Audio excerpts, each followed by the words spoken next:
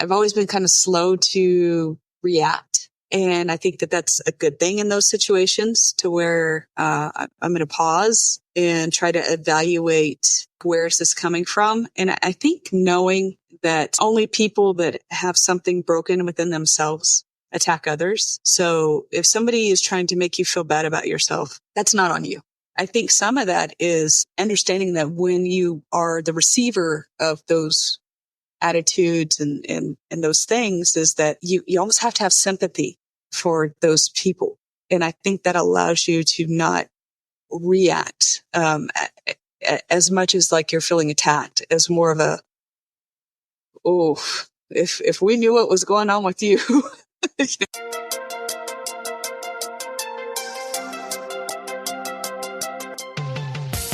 I'm Dr. Charlie Hornis, highly anxious people pleaser turned master certified professional life coach. Learning to manage my brain was so life-changing for me that I got certified so that I could teach these incredible evidence-based practices to you.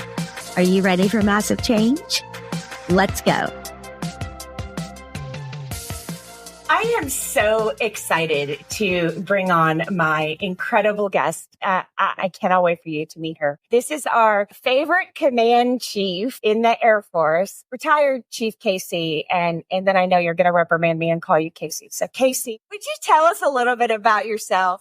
Absolutely. And now I'm just Casey, which is nice. I got my name back after 29 years of service. I am from Clovis, New Mexico, originally, which is a very small town in eastern New Mexico, right on the Texas border, and smells like cattle poo all the time, and you don't get used to it. And there's about 30,000 people. It was also the home of Cannon Air Force Base, so a little bit familiar with military people from that. And my dad was a Marine, so as I am working at the taco box, getting paid $4.25 an hour, I remember there was a person that had been with them like maybe 3-4 years, and she got offered a position that was like a supervisor position. The thing that stuck with me was she said, I would love to take the position, the job, but I can't take the pay raise because I will have my benefits impacted and I need to feed my family. And that was the moment in my life when I said, what am I doing? I admire that she's trying to take care of her family. I'm just looking at that saying, is this the conversation I want to have, in 5 years? And I said, well, you know what, maybe I'll just join the Air Force.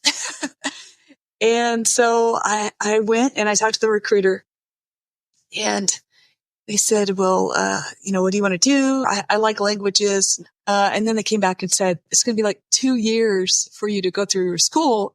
And there's about a year-long wait. And so I said, well, what do you have that is quick? And they said, well, we have been trying really hard to get people into the maintenance career field, like specifically women into maintenance career fields. Aerospace ground equipment mechanic job, and it's open, and we can get you in pretty quick. And I'm like, okay, well, what do they do? And he's like, oh, well, it's not like real maintenance. It's like they change circuit cards and stuff. And I said, I can do that. And he lied, by the way. You don't change circuit cards. Well, you do, but you also change engines. And so I found that out later. So I joined the Air Force, went to tech school. I was learning wiring diagrams and schematics, and I was a little bit stressed because I think that was my first inclination that I might have stepped in something that was a little bit bigger than I thought. And I was like, oof, am I going to graduate? I've, always not had a problem with school, but that was hard.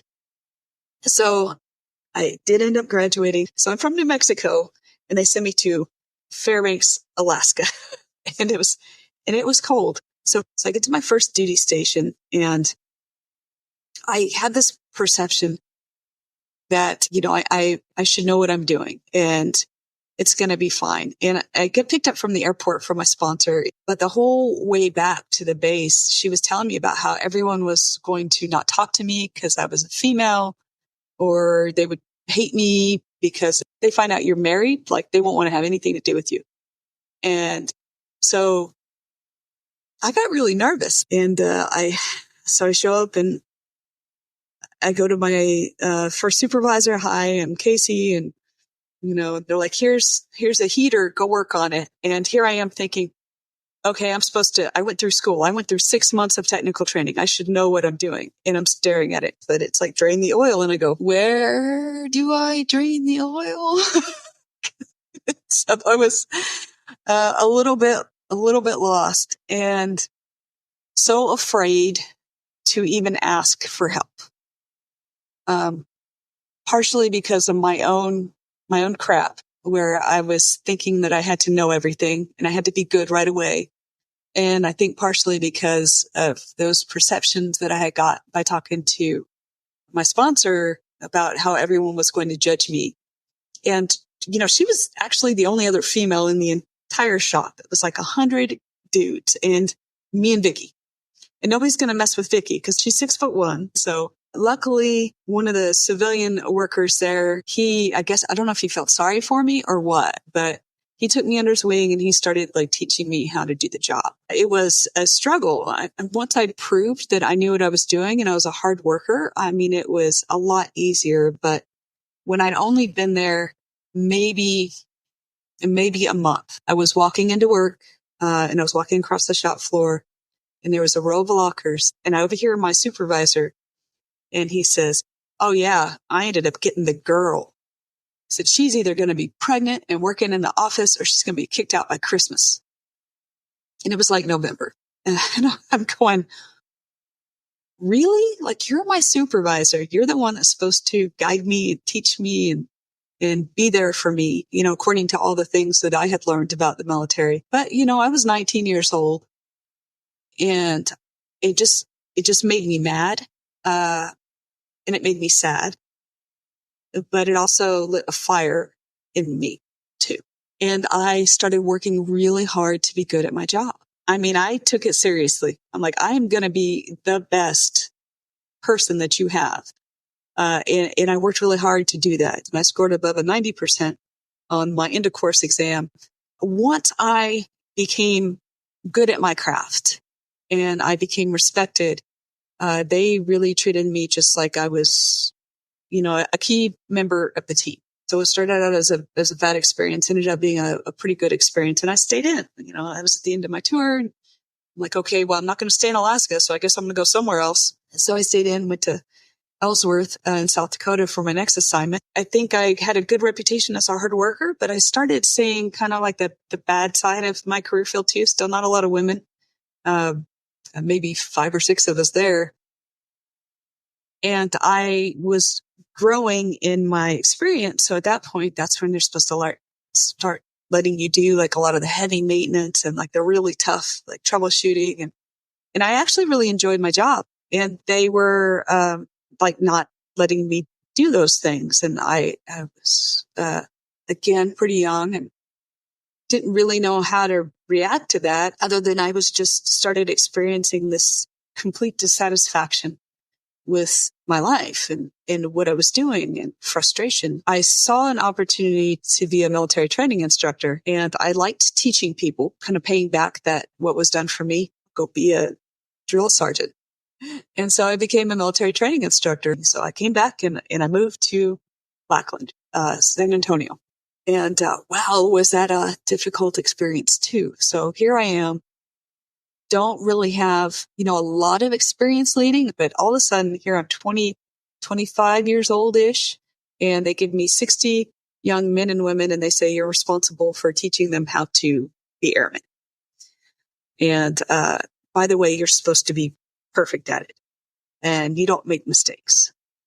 Because at the time, that was the culture. And I go into this world where if you make a mistake, you will be held up in front of others and spotlighted for your mistakes.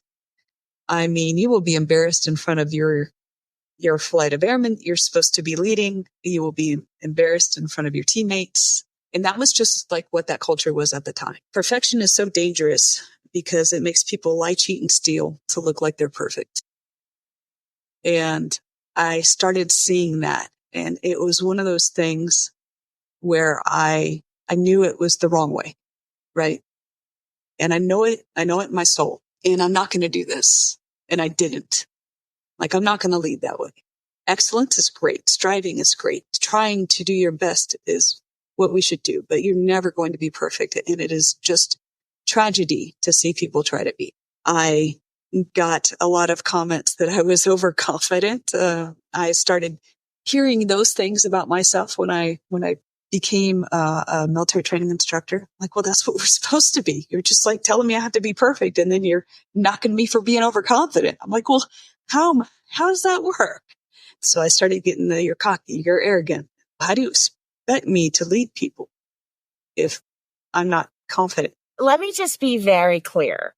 You were a drill instructor. Is that the right title? Yes. Training. Okay. Well, military training instructor is what the Air Force calls it, but most people know like drill sergeant. A drill sergeant. So that's like basic training. Yeah. How is it that you were called out for arrogance? Meanwhile, the entire stereotype of a drill sergeant is probably the most arrogant human alive. That doesn't connect. Can you talk about that? Yeah. And it's funny that you say that, because the person that told me, so my trainer, right? And he said, hey, they're talking about you. They say that you're cocky, that you're too confident. You're a rookie. You're not supposed to be like that. I'm emulating your behavior because you're supposed to be the person I look at to learn how to do this job. And when I look at everybody else, that's how they're behaving. And so when I act like them, now I'm overly confident. And I was just like, I don't understand. It made me really angry.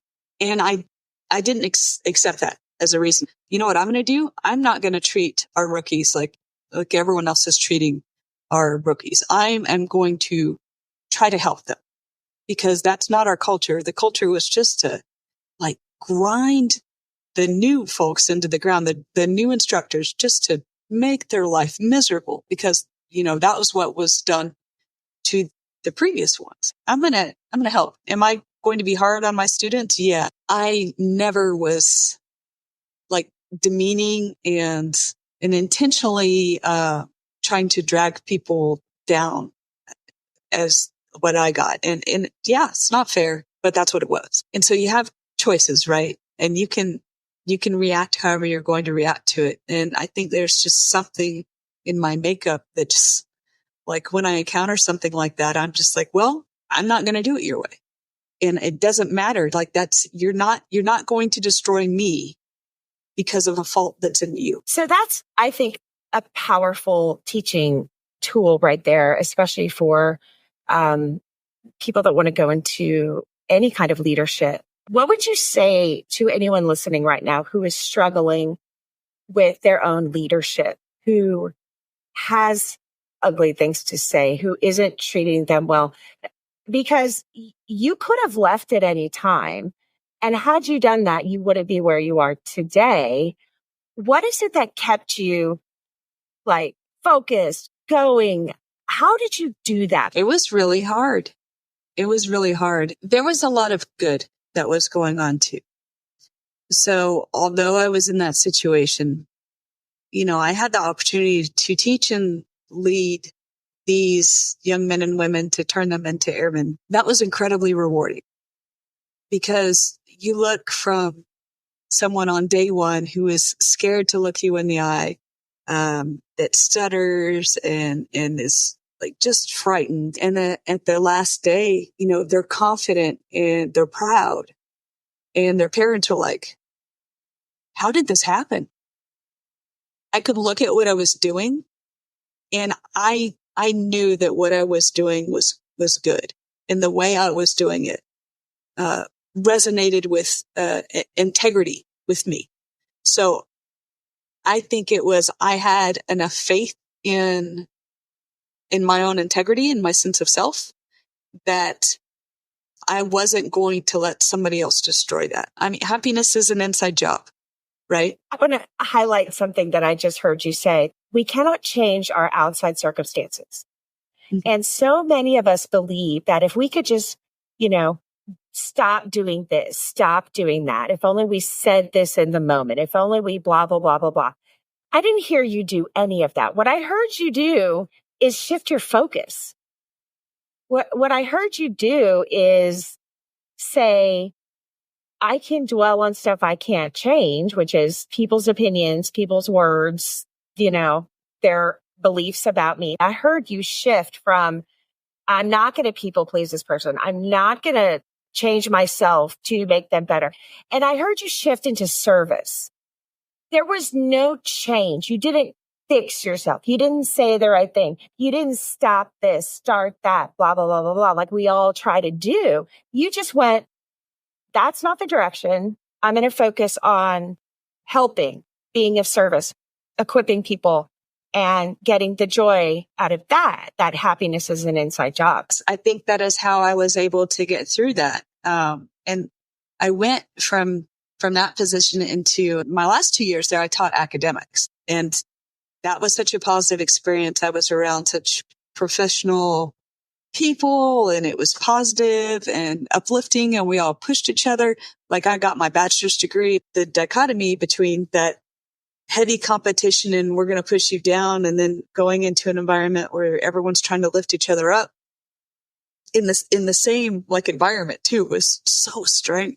I started to see like what could be if I kept my integrity and I kept my way of being. We all help each other, and we all are working towards positive things. And I'm like, wow, I never worked in an environment like this. And why that matters is because when later on in my career, as I went into workplaces that were destroyed, I'm like, it doesn't have to be like this.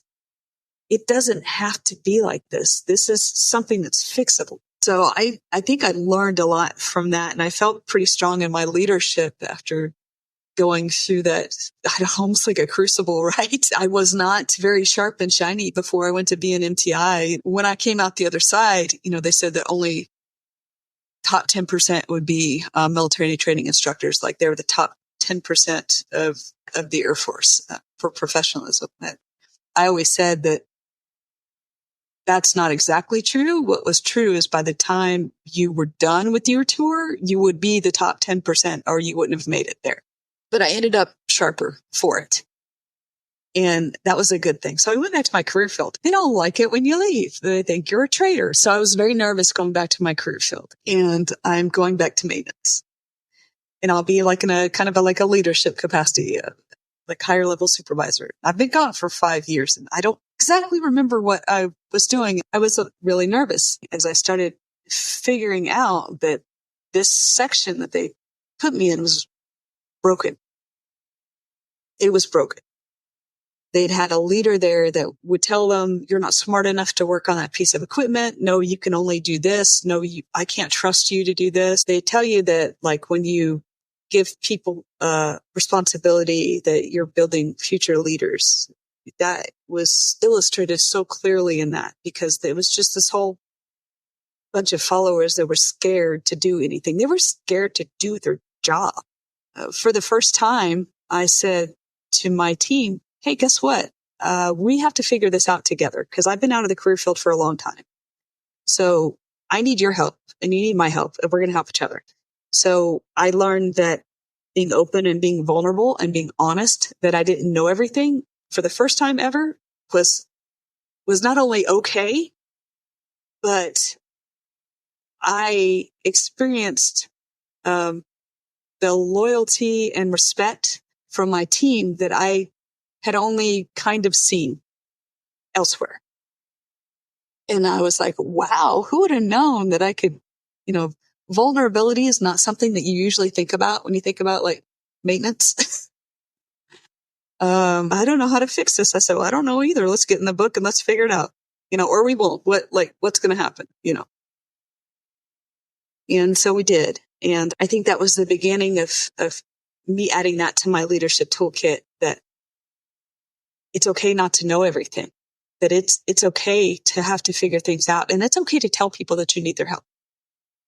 If there was one thing I wish I could have gone back earlier to baby Casey and told her when she first joined, is that it is absolutely a gift to help people and to receive gifts of helping people. Like, it goes both ways. Like, when you help somebody, you feel so good that you have helped them, no matter what it is. And when you receive help, you feel so good that you're supported.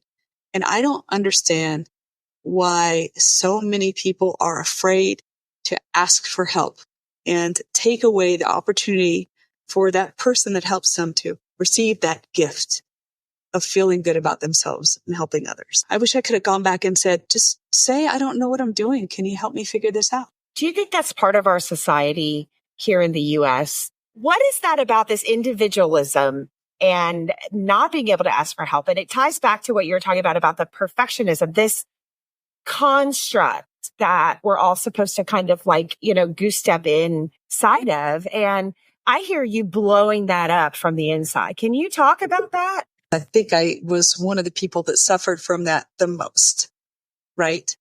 I would not admit even to myself that I needed help.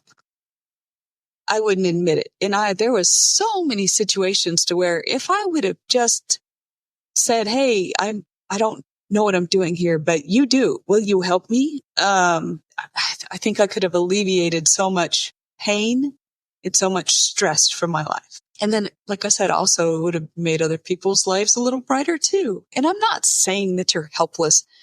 Not at all. And I'm not saying that you shouldn't try and figure things out for yourself. Not at all. Because I get pretty angry about that kind of attitude too. It's one thing if like you need help and you need help, but it's another thing if you don't want to do it. And so that's why you're asking for help. So I think where you come from really matters. And I think a lot of that is we don't want to be perceived to be lazy or because they don't want to put forth the effort. So I think that's where a lot of the fear of asking comes from. If you're asking for help because you need help, ask for help. You have to be honest with yourself there too. Would you take us down the road real quick of what would it look like if you had a quick mentoring session with that baby Casey? What is it that you would say now, who you are today, that maybe other people can listen to you talk about? I would say you don't have to be perfect. I would say you don't have to know everything. It's okay to ask for help. It's okay to show yourself as you are. You don't have to pretend to be anybody that you're not. You don't have to fit a mold. You know it's not going to be comfortable. You're not going to be happy in it. You don't have to put up a mask. If they don't like you as you, it doesn't matter. It doesn't matter. And what about that physiological feeling that we get when we're facing aggression, conflict, when we're facing, for example, you are going to talk about like the big stuff as far as a lot of us out in our fields, when we face conflict, it's like dude next door, right? In the cubicle or whatever. But you had, military dudes coming at you. How do you deal with the emotional intelligence of calming that sort of automatic nervous system that happens when we're in these difficult situations with difficult people and difficult circumstances? Did you learn any tools or techniques in those moments that helped you along the way? Did you just have a disposition? It didn't bother you? No, I wouldn't say that. I think, because I did absolutely react to that and feel that. I think it was more a matter of, I've always been kind of slow to react. And I think that that's a good thing in those situations to where, I'm going to pause and try to evaluate, like, where's this coming from? And I think knowing that only people that have something broken within themselves attack others is helpful. So if somebody is trying to make you feel bad about yourself, that's not on you. Something broken in them if they're going to do that. Nobody that's a happy person in their life is going to say, I'm going to go out and make someone cry today. That's not what you do when you're in a good place in your life. You do that because there's something so wrong with you that you got to make other people feel bad so that you feel better. And the fact of the matter is you're not actually going to feel better, which is sad. So I think some of that is understanding that when you are the receiver of those attitudes and those things is that you almost have to have sympathy for those people. And I think that allows you to not react, as much as like you're feeling attacked, as more of a, oh, if we knew what was going on with you, we could make the world a better place, probably. I've got a place now where I can put everybody's resources in one storefront. What's really cool is when you use the what we call affiliate links, and I'm now becoming an affiliate for a whole bunch of different things. It's all on my website at charliehornesscoaching.com, and it's on the bonus resources page. What happens is when you purchase something off of that, a portion of it goes back to the show. And so what you're doing basically when you buy from there is you're supporting the show at no additional cost to you, which is kind of like the coolest thing ever.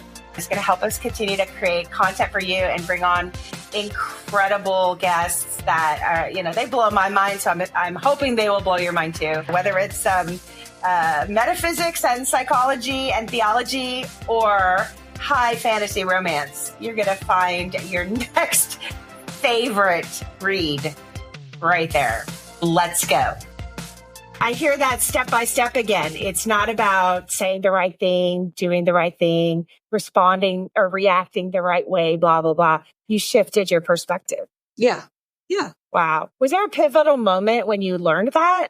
I don't know if I could pinpoint like one thing. It was just a matter of like, I've never been like I know no one's normal, but I've never felt like exactly the same as people around me. I've always known I was just looked at things a little bit differently, perceived things a little bit differently, thought a little bit differently.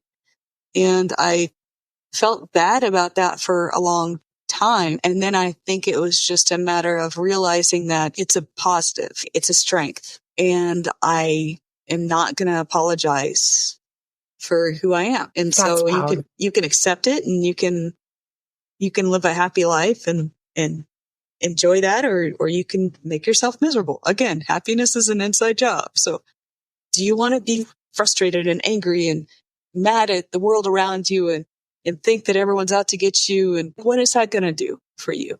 Coming from someone who worked in probably the most extreme male dominated field, when you think about the military, right? How do you know when you're being treated unfairly and you need to do something, say something, take action, or you need to kind of bide your time? Because you were in there and changing from the inside, especially for a woman in a male dominated field that is so like machismo male dominated. How did you be successful in that? Well, for the most part in the maintenance world, I put my head down and I worked, and I gave people respect and I gave people autonomy and I trusted them, and believed in them. And, it's amazing all what happened when you do that. That was incredibly powerful to be able to do that. Once I got promoted again, I made master sergeants. They'd had some problems. I mean, like big problems, like would be on the news problems. But then they asked me to go and run this section. But now I have to go to this team that I don't know them and I'm outside their career field. And again, it's still maintenance. And I'm still a female in this maintenance world. I could have gone in there and said, I'm here to fix you because you're broke. But that would not have been effective. And I had learned enough at that point to realize that like you need to think about your approach. And if you're giving and they're not receiving, then you're not really giving. You're talking at them. And so if you want to affect a change, you got to figure out how to get through to people. So I went in there and I said, hey, I'm here to learn about your world and to learn about aircraft maintenance. And we established standards and accountability, and I was really tough on them. But again, respect and trust. And I told them, I don't know anything about aircraft maintenance, so you're going to have to show me. And oh my goodness, like they turned around. They turned around and they performed, and they were the most amazing crew of hardworking people that I've ever worked with. It's that it's that respect and the trust and the vulnerability. It matters. And people know when it's genuine, and you can't fake it. You have to lead from you, however you are. And if you're not being honest about it, nobody's going to follow you. I think that was when I started to figure out maybe I'm actually good at leading people. I mean, there's just such a potential to help people when you do those roles, and they're very challenging. They're tough, but there's, like I said, there's also the good. There was an airman that, he came to me because he was an alcoholic and he needed help, and we got him help, and he went on to recover and had a great career. And I think of him all the time, and he got promoted. So there are so many good things that came with that. But let me tell you, it had its challenges. And when I first actually went to First Sergeant Academy, and then I came back and I went to my first assignment as a first sergeant, and I kind of thought I had things figured out, but I didn't. And I had to really be open about this whole vulnerability thing, and when I started learning about people and their stories, it's just kind of really a changing experience. But it was hard for me too, because people are surprised to hear this, but I'm an introvert. I am an introvert.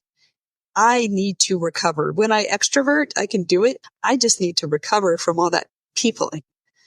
That world, you have to be so much in touch with your people and so available all the time. It's kind of tiring. I didn't do a very good job of getting to know my squadron at first. And then they took a survey, and I got nailed on the survey for being unapproachable. And when you're a first sergeant and your job is to help people, and they tell you that you're mean and angry if they're talking to you and you're unapproachable, I was like, oh man, I'm failing.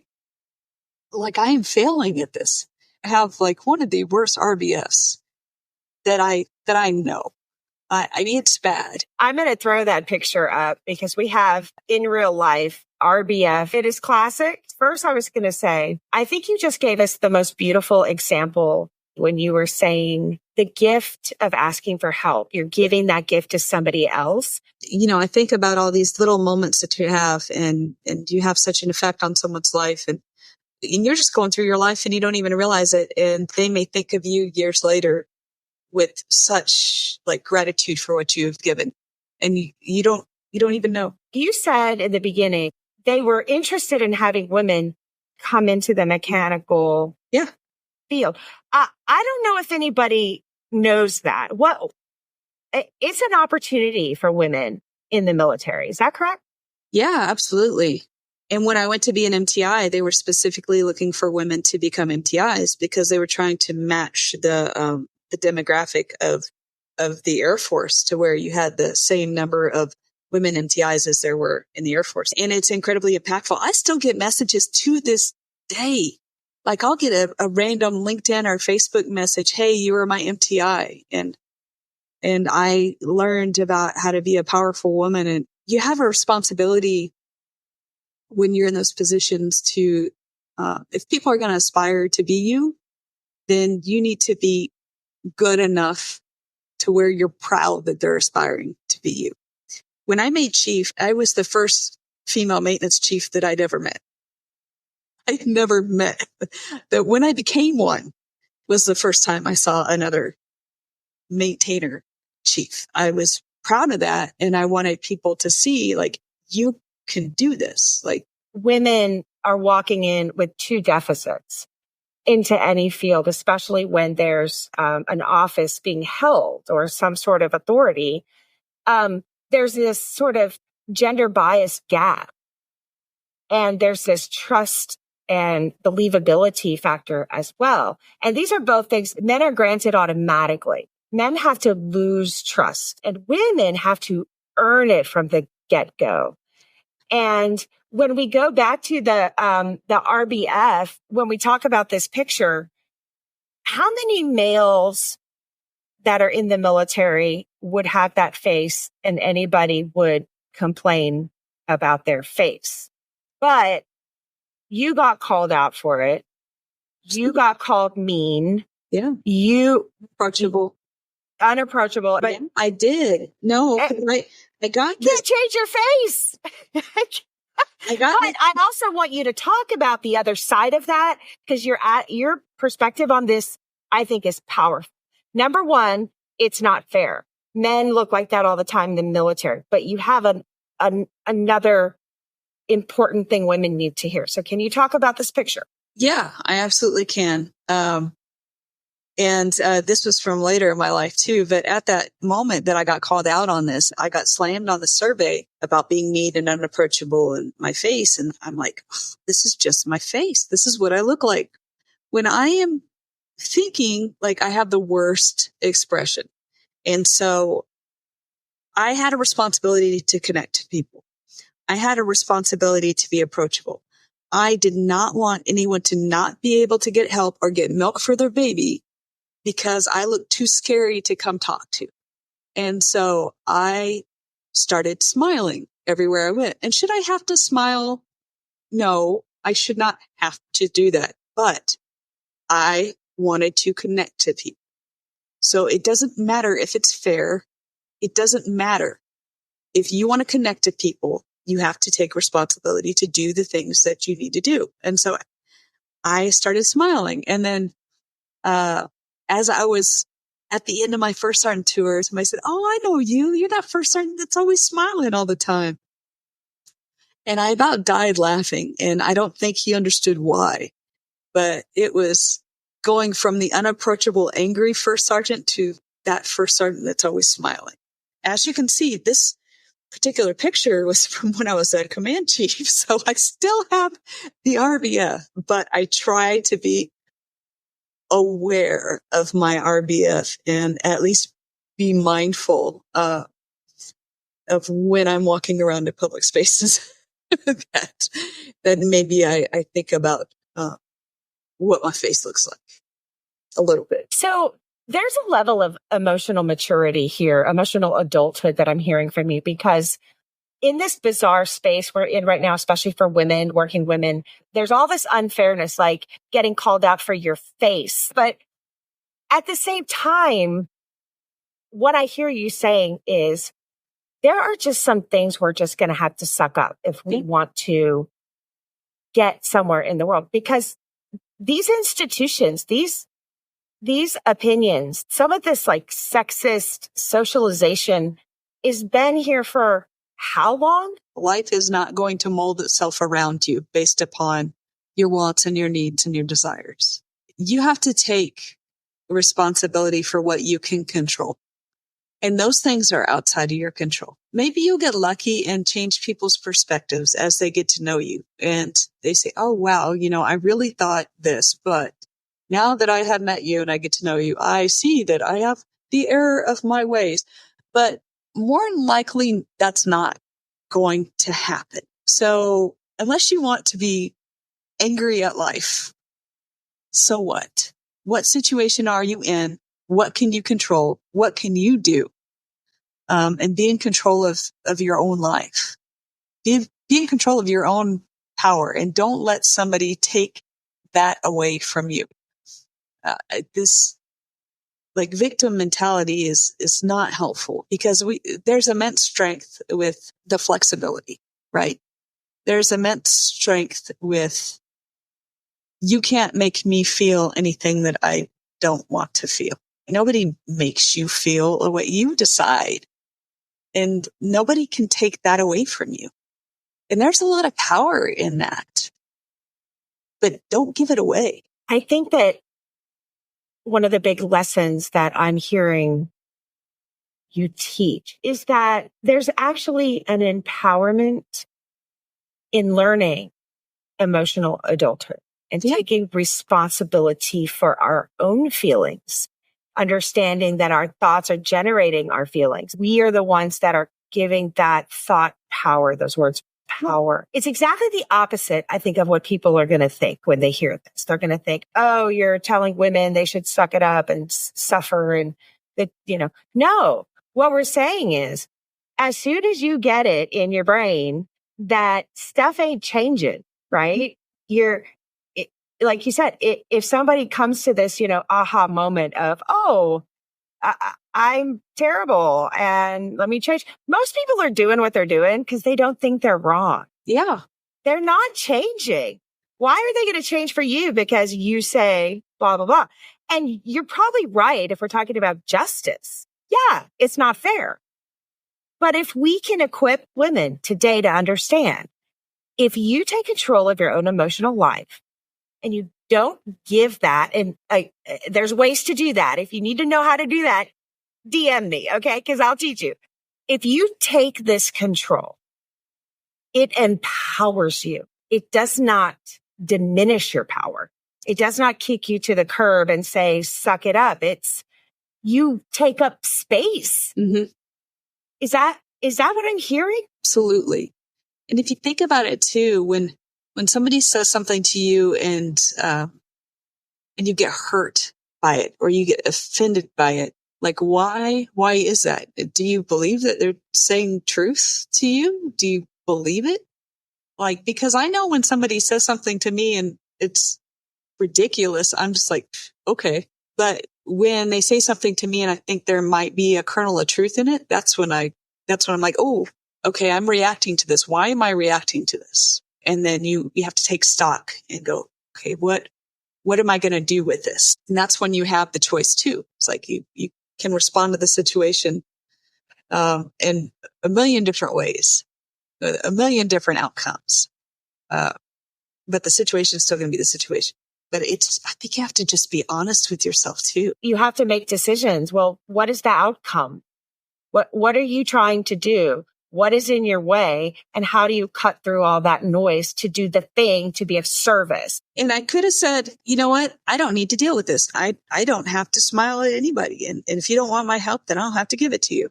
And I could have made that decision. But man, would I have been missing out on all. And there's nothing wrong with that decision. No. But I would have been missing out. Exactly. I want to highlight, it's not a reprimand. It's not saying don't do that. Especially if you're in some sort of harm's way or you're in a super abusive, toxic, emotionally abusive, whatever environment, take care of yourself, right? That's a whole nother piece of emotional intelligence.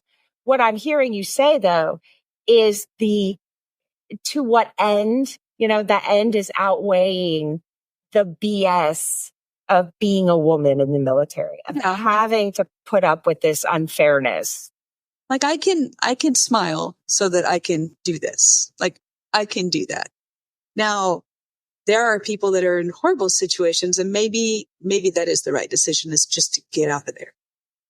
And I think that's where your benefit doesn't outweigh the cost, right? But don't let yourself get in the way because you want to be on a high horse. Right. And I feel like there's so many women out there that are in difficult fields.